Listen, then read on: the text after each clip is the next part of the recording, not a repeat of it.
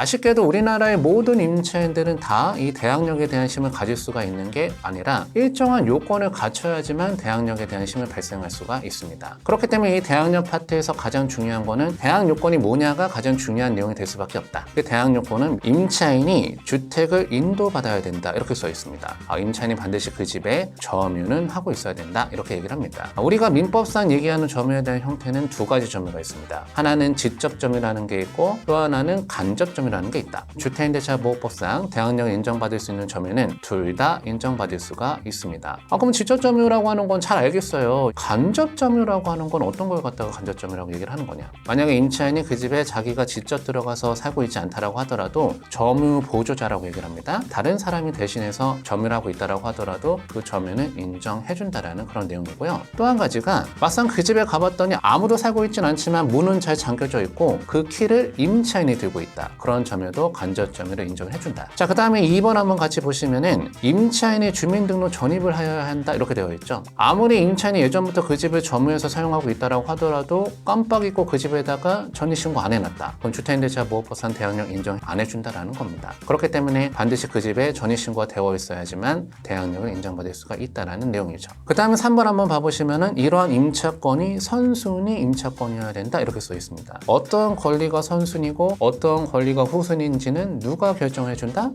말소기준권리라는 게 결정해준다. 즉 임차인이 주택의 인도를 받고 주민등록 전입을 한 시점이 말소기준권리보다 빨랐다라고 하면은 그 임차인은 대항력이 있는 거고, 만약에 그 시점이 말소기준권리보다 느렸다라고 하면은 그 임차인은 대항력이 없다 이렇게 얘기를 하는 겁니다. 그렇기 때문에 임차인한테는 이 대항력 있고 없고가 굉장히 중요한 문제가 될 수밖에 없거든요. 두 가지에 대한 내용을 막강하게 보호받을 수가 있습니다. 그 첫 번째가 바로 뭐냐면은 보증금입니다. 임차인한테 대항력이 있게 된다라고 하면은 그 보증금 전액을 보호받을 수가 있다. 즉, 그 보증금 중 일부라도 못 돌려받은 돈이 있다라고 하면은 그 집을 비워주지 않아도 된다라는 겁니다. 또 한 가지 보호받을 수가 있는 건 바로 계약 기간입니다. 주택임대차를 계약 체결하게 되면 보통 2년 단위로 계약 체결하죠. 불과 이 집이 1년 만에 경매에 넘어가서 다른 사람한테 낙찰이 됐단 말입니다. 나중에 그 낙찰자가 내가 이 물건 새롭게 낙찰받은 사람이니까 내 집에서 좀 나가달라 이렇게 얘기를 하면 그 대항력 있는 임차인은 아직 계약 기간이 1년 더 남았기 때문에 나는 1년 더 살고 나가겠다 이렇게 얘기를 할 수가 있다는 겁니다. 그렇기 때문에 임차인한테는 대항력 있고 없고가 굉장히 중요한 문제가 될 수밖에 없겠죠. 우리나라 법이 조금 어렵게 만들어 놓은 게 바로 뭐냐면은 그 요건을 갖추게 되면은 그때부터 대항력에 대한 심을 발생할 수 있게 만들어 준 게 아니라 그 다음날 오전 0시부터 효력 발생한다 이렇게 되어 있습니다. 그렇기 때문에 임차인이 그 요건을 갖추게 되면은 그때부터 대항력을 취득하는 게 아니라